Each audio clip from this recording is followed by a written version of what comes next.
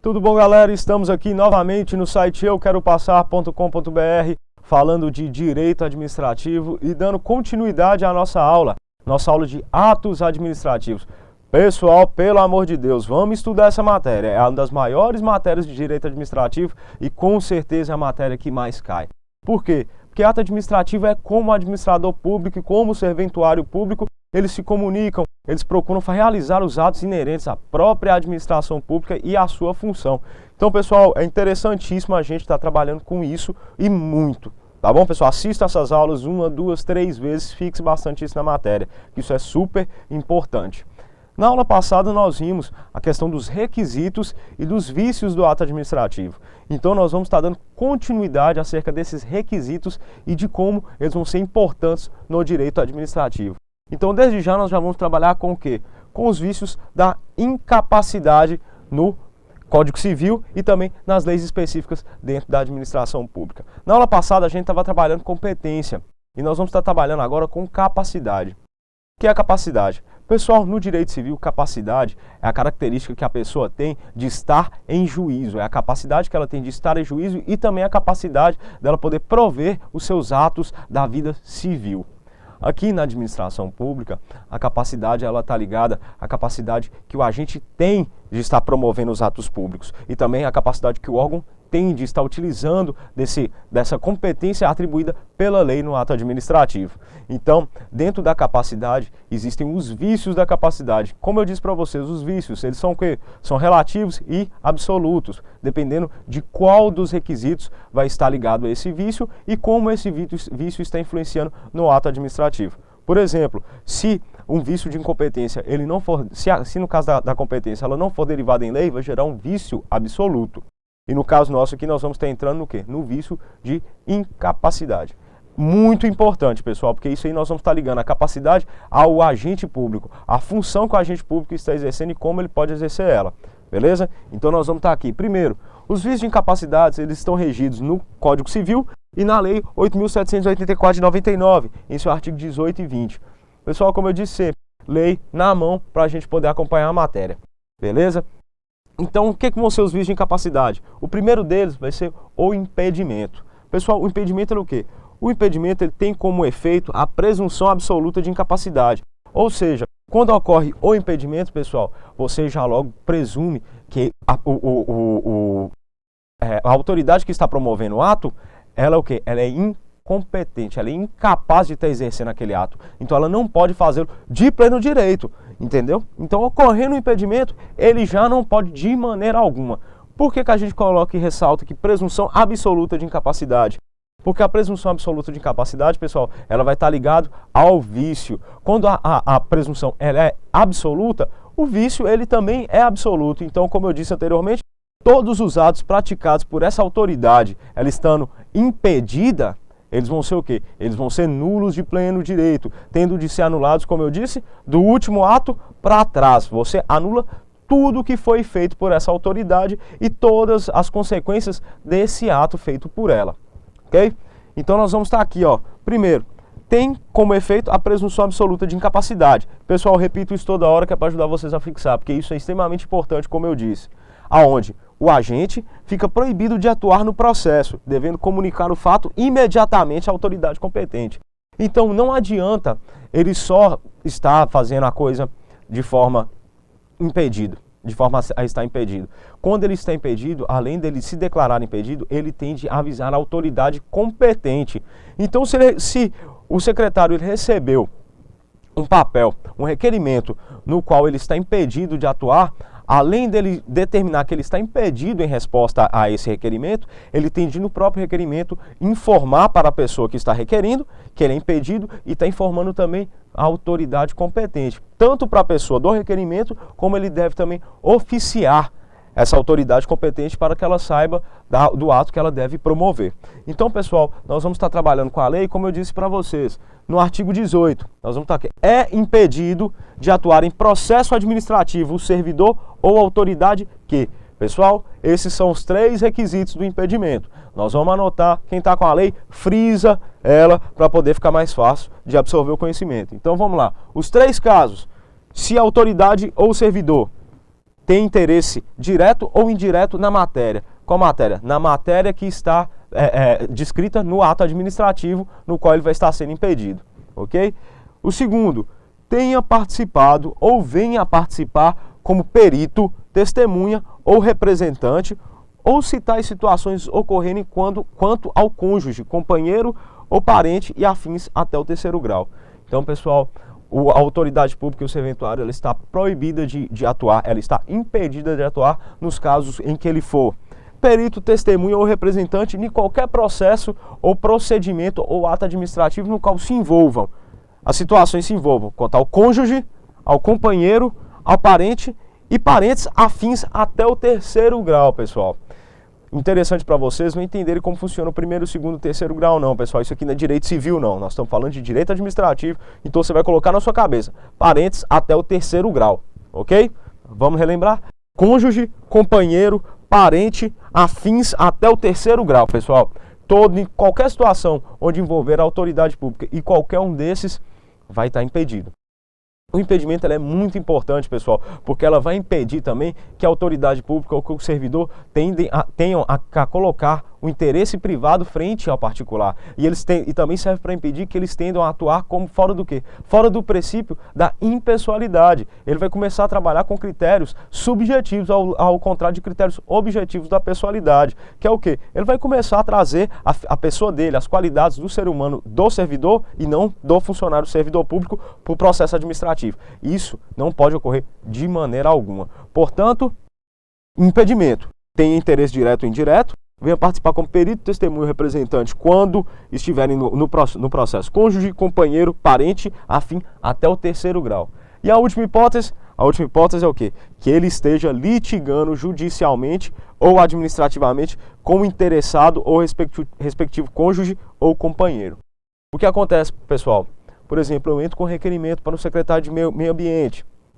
No entanto, ele tem um processo contra a minha pessoa, um processo civil ou administrativo, ou eu tenho um processo civil ou administrativo contra ele. Entendeu? Então, o interesse dele privado vai acabar trazendo um vício ao próprio ato que ele está praticando. Isso é interessante para a gente entender que também acontece se meu cônjuge, ou companheiro ou companheira, estiverem ligados a esse processo. Se meu cônjuge estiver entrando com processo contra o secretário, isso também vai ser válido. Entendeu? O meu companheiro ou minha companheira vão estar litigando contra o serventuário público. Então é interessante da gente saber isso, porque ele vai estar impedido de atuar nesse procedimento. Tá bom, pessoal? Posteriormente nós vamos ter um outro vício em relação à capacidade, que é o quê? A suspeição. Pessoal, se o primeiro vício nosso, se o primeiro tipo de vício nosso, ele era um vício absoluto, no caso da suspeição, vai gerar um vício, vai gerar uma nulidade, o quê? Relativa. Ela não vai ser um vício absoluto, ele vai ser um vício relativo. Portanto, o que é a suspeição, já que ela é tão importante? A suspeição gera suspeição relativa de incapacidade e, por isso, o interessado deve arguí-la em momento oportuno, não ocorrendo a arguição, a perpetuação do vício no tempo, ele irá saná-lo. O que isso acontece, pessoal? A suspeição é quando se diz suspeito à autoridade pública, porque em determinados casos irão se suspeitar automaticamente das decisões tomadas por ele, ligadas a esse caso. E o que ela deve acontecer? Como ela não é uma nulidade absoluta, pessoal, ela é uma nulidade relativa, se você não arguir no tempo correto essa nulidade durante o processo administrativo ou durante o ato administrativo, o que acontece? Ele vai se perpetuar ao tempo e se tornar o que? Ato jurídico perfeito, e não podendo voltar atrás para poder anulá-lo. Então, pessoal, é importante você saber na suspeição que o quê? Suspeição é suspeito. Ou seja, todas as decisões que o juiz tomarem, que o juiz ou a autoridade competente, no caso, a autoridade do serventuário público tomar nesse caso, ela vai estar suspeita em função do quê? Em função da situação que está acontecendo. Dessa forma, você deve arguir a suspeição no tempo hábil, para o quê? Para que ela não se perpetue no tempo e torne-se um ato válido. Correto, pessoal? A suspeição também está descrita em lei, no artigo 20, como eu disse para vocês. No artigo 20, ela determina que o quê? Pode ser arguída a suspeição de autoridade ou servidor que tenha amizade íntima ou inimizade notória com algum dos interessados ou com os respectivos cônjuges, companheiros, parentes e afins até o terceiro grau. Pessoal, vocês viram que no núcleo do artigo da lei já está diferente a composição dele, correto? Aqui nós vamos estar falando o quê? amizade íntima e inimizade notória. Então nós vamos estar falando de questões subjetivas, a relação dos dois, da autoridade pública e do cidadão que está requerendo o ato.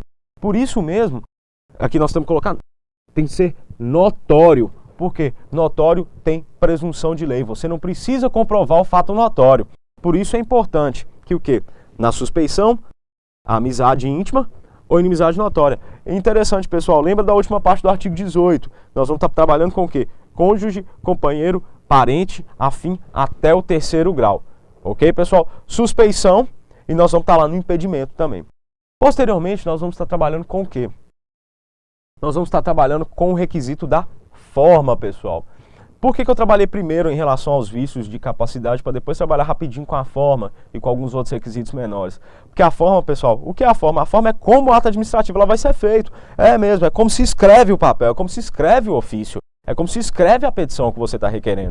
Entendeu? Essa é a forma. A forma ela é simples, ela é o quê? Ela é o meio pelo qual se exterioriza o fato. Em regra, deve ser escrita, mas também pode ocorrer através de sinais e ordens verbais.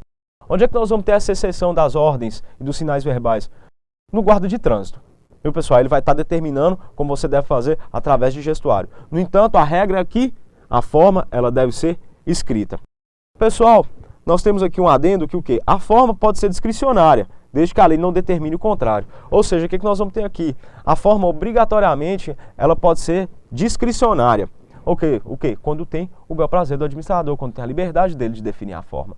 No entanto, isso só pode ocorrer se a forma não estiver escrita em lei. E, pessoal, isso é muito difícil de acontecer, porque a forma ela é sempre prescrita em lei e ela é uma forma escrita.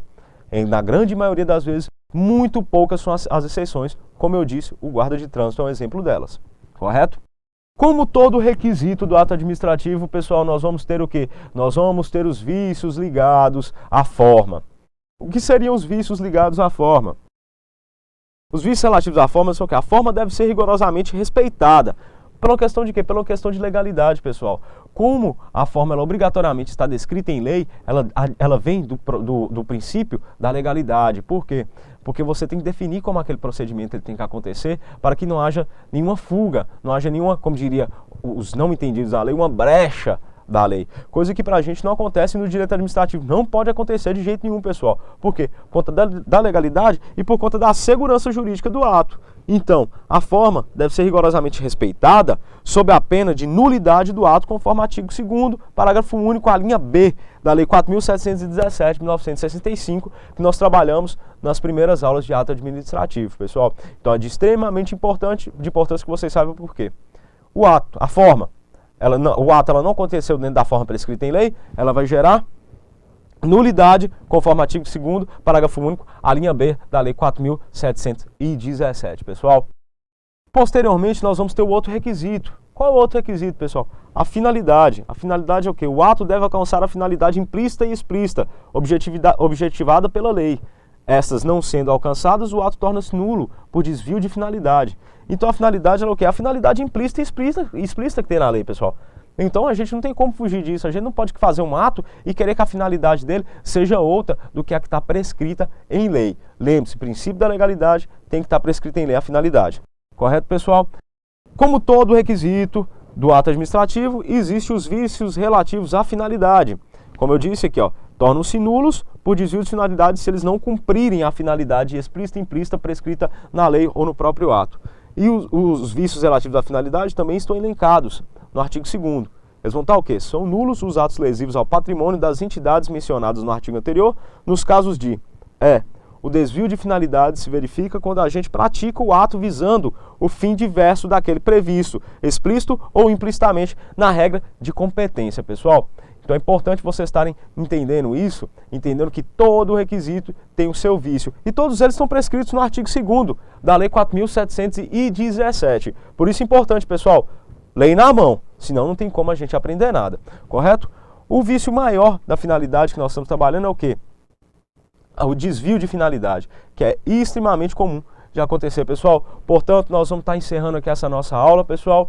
É imprescindível que vocês trabalhem com os requisitos do ato administrativo. É importante para entender como é que a coisa funciona, como é que a administração pública ela se movimenta, como é que ela se comunica, como é que ela se faz valer frente aos subordinados dela e aos administrados, pessoal. Então nós já trabalhamos com competência, nós já trabalhamos com forma, nós já trabalhamos com finalidade. Assistam às nossas próximas aulas para a gente poder dar continuidade ao nosso trabalho e fazer você o próximo serventuário público do país. Essas são as aulas de Direito Administrativo. Meu nome é João Vitor Guimarães Fusar e nós estamos aqui no nosso site euqueropassar.com.br. Pessoal, aguardo vocês na nossa próxima aula. Até breve.